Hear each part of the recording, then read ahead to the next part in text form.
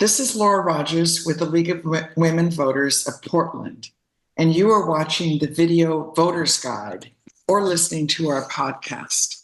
We are here today to talk with candidates running in the November 5th, 2024 general election.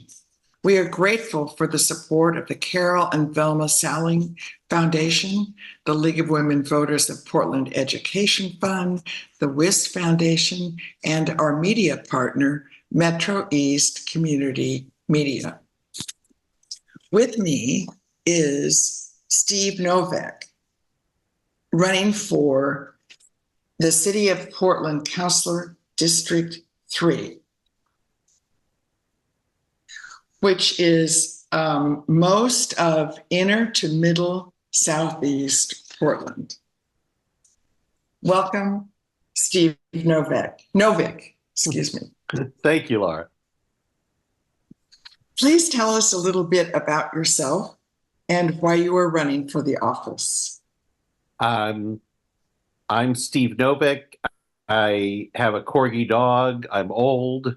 I make really good chocolate chip cookies. I'm a big baseball fan, and I used to be a city commissioner. And I'm running partly because I think that in a council of almost entirely new people, it's going to be useful to have some folks who have experience and the humility that comes with experience, knowing that there's no magic bullet to solve all of our pressing problems. But if you knuckle down and work hard, getting a few achievable things done, you can move the needle on things like homelessness, public safety, and climate change. What are your ideas for working productively with other council members from your district?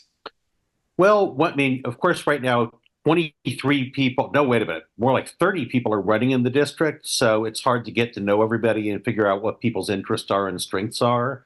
But as soon as we get elected, I think we need to start spending some time together sorting that out, making sure we know what people want to focus on, to see to what extent we can divide up representation on committees, for example, so that Southeast Portland has representation in all the major committees.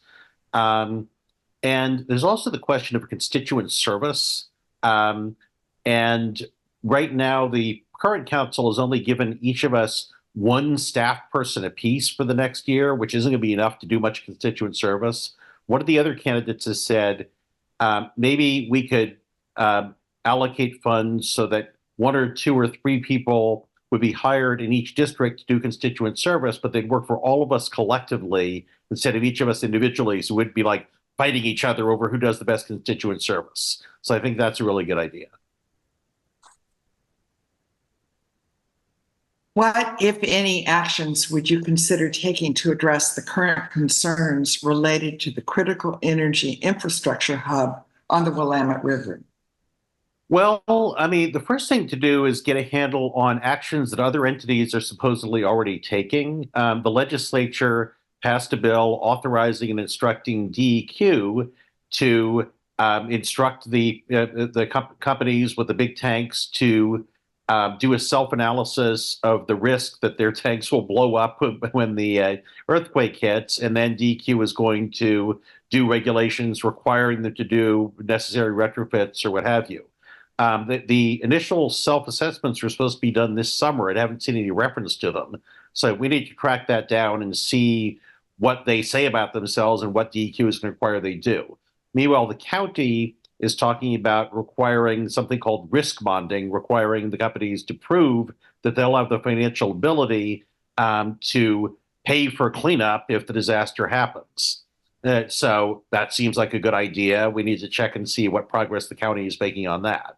If the state and the county are doing those two things, then that will be, we've moved the ball considerably, and it'll limit the range of things the city,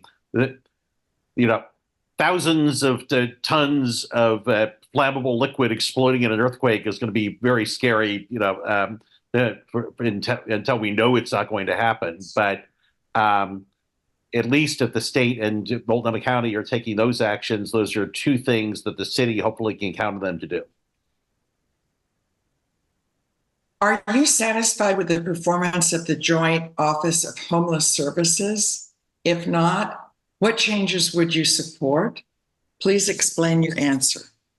Well, what I would like to see from the joint office is more sort of data and analysis on here is what we're spending money on, here is how we think well, the effect of spending money on X as opposed to if we spent money on Y, what are sort of the opportunity costs, and are they doing any research and outcomes that isn't just what happened to the people who got help, but what happened to those people compared to people who didn't get a similar kind of help. For example, they give a bunch of people temporary rent assistance to keep them from falling into homelessness, which sounds like a great thing, but there's research indicating it's really hard to figure out who exactly is about to fall into homelessness.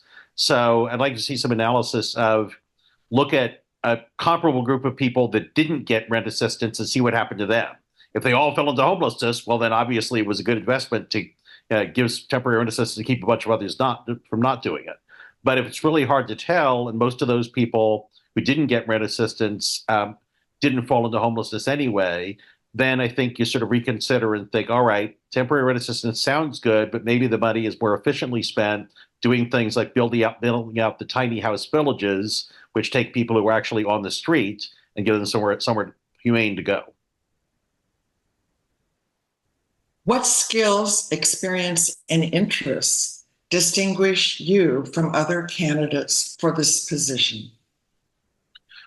Well, I mean, I have the experience of being in the city council before and getting some things done, like getting the 10-cent a gallon gas tax passed, which is paid to repave roads and fill potholes and build safe routes to school. Although, as we said at the time, it's nowhere near enough to make up for the maintenance backlog the city built up over 30 years. But at least I was the first transportation commissioner who did something. So I think I showed some perseverance and sense of responsibility in doing that. I also think that I'm pretty focused on the budget and on explaining the budget. I used to have a job with a nonprofit whose whole job it was to explain to people here your tax dollars go at the state and federal levels. And I think that we need to do a much better job of that and looking forward to that. I also have an interest in public safety policy. I've done a fair amount of reading in criminal justice policy. And I think that might be useful in looking at the police and looking at the relationship of the police with the state public safety infrastructure and the county public safety infrastructure. You are listening to the Video Voters Guide interview and podcast of Steve Novick, who is running for City of Portland Councilor District 3. Thank you, Steve Novick. This concludes our Video Voters Guide and podcast interview of the League of Women Voters of Portland, of Steve Novick, running for City of Portland Councilor District 3.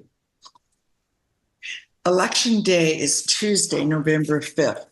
Be sure to inform yourself about the candidates and exercise your right to vote. Thank you for your interest.